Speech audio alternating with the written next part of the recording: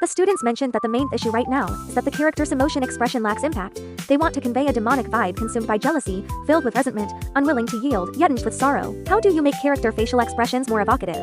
Heads up, I'll be sharing a few light spoilers here. Without spoilers, I can't really find the storytelling in this piece, but I believe once you hear the lore behind it, you'll definitely want to talk about the original series. Originally, he was a hard-working older brother who deeply cared for his younger siblings. However, he realized his brother surpassed him in every way without even trying, and no matter how relentlessly he trained, Heckle didn't bridge the gap. Later, when he unlocked his mark or power, he discovered it will drastically shorten his lifespan.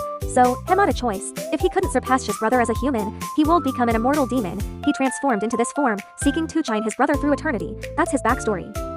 The students wanted to capture that demonic aura and hey Tenedemitians, right?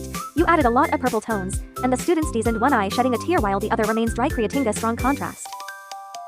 This character is defined by so many inner conflicts. While anime or cinematic films can leverage multi-play camera angles and consecutive frames to tell a story, illustrations only gives you a single frame. How to pull off that narrative in just depth on still? First off, I wouldn't just have him sit passively with his hands resting in his lap. I'd add a key narrative prop that holds the most weight for him. Back before he knew his brother was a natural prodigy, when his brother was locked away, he as the protective elder brother made a handmade of bamboo flutes for him so he wouldn't feeling lonely, telling him, whenever you blow this flute, I'll come to you, no it matters where I am. He started out with such deep affection for his brother, but his brother's sheer brilliancy overdated Edward everything. His brother never wronged him, he was simply trapped by his own inner complex, and in the end, he realizes his brother kept that flute all along and he himself carried it with him to his final moments.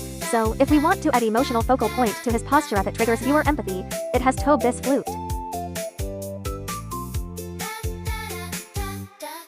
Second, as a brother, he was inherently caring and positive, yet his shadow side emerged when, despite pushing himself to the limit, he still couldn't surpass his brother, turning him into a completely different persona. It feels like two opposite identities merged into one vessel. I consider using strong side lighting splitting lighting to split his face into stark light and shadow, highlighting Hing's duality and psychological conflict. Here's another approach. The lit side represents his human, untainted past, while on the shadowed side, we draw his demonic appearance. We can subtly shifting between the expression sides as well make the demon side can be intense jealousy and bitter frustration, pulling the eye corner down slightly to amplify that sense of unyielding resentment. I don't think his tears should look passive or subdued. It's a moment of lost self-control. His final line in Theseries is so poignant. I only ever wanted to be like you. Even though he was consumed by envy towards his brother, deep down, he just wanted to be like him. Heck knew his descent was wrong, but Heckle to suppress his internal torment. As for clenching his jaw, even if we can't render fine facial muscles here, we can pull the mouth corner down, open the mouth just a hair wider, and exposing a hint of teeth to convey a grit teeth expression. The jaw clenches in this side will feel distinctly different from the others.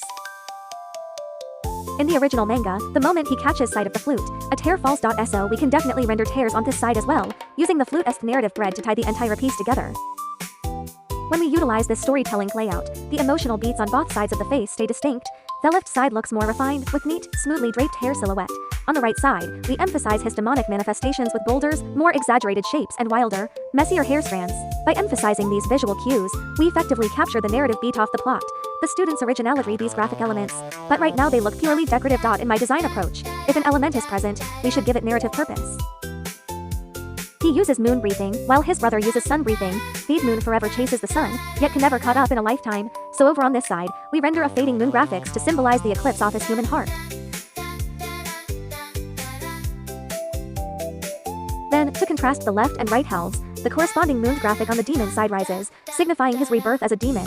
Even graphic or decorative motifs can convert it into powerful visual storytelling elements. 04, 05 for 22. Following this core concept, we split canvas in two.